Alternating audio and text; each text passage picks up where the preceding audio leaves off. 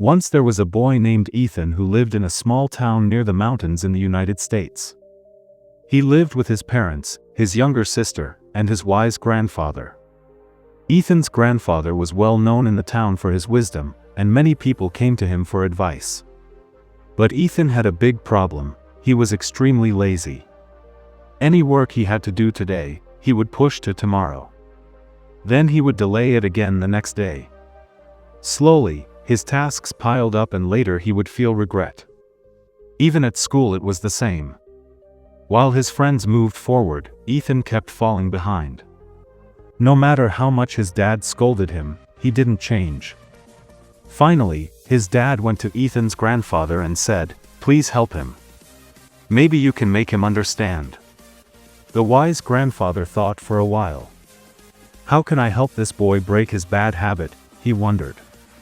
One morning, he came up with an idea.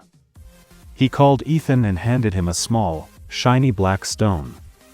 He said, "Ethan, keep this stone carefully.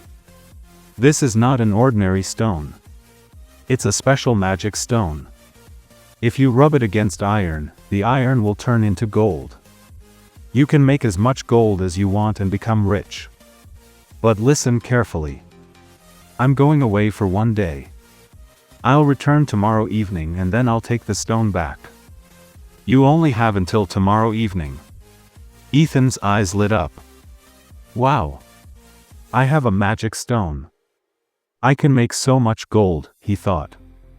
I have plenty of time. I'll be rich. Then he asked himself, where can I find iron?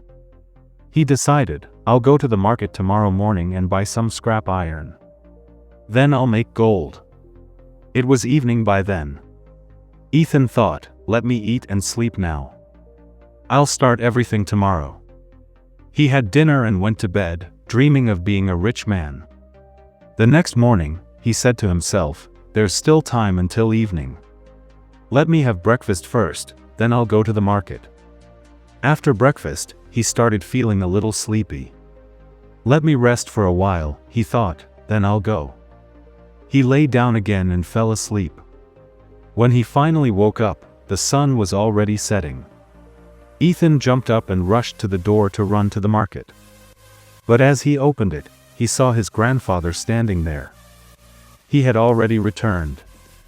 He took the black stone from Ethan's hands and said calmly, "Your time is over." Ethan's eyes filled with tears. "Grandpa, please give me a little more time. Just a little. I want to make some gold," he begged. But his grandfather shook his head. "Lazy people cannot achieve anything in life.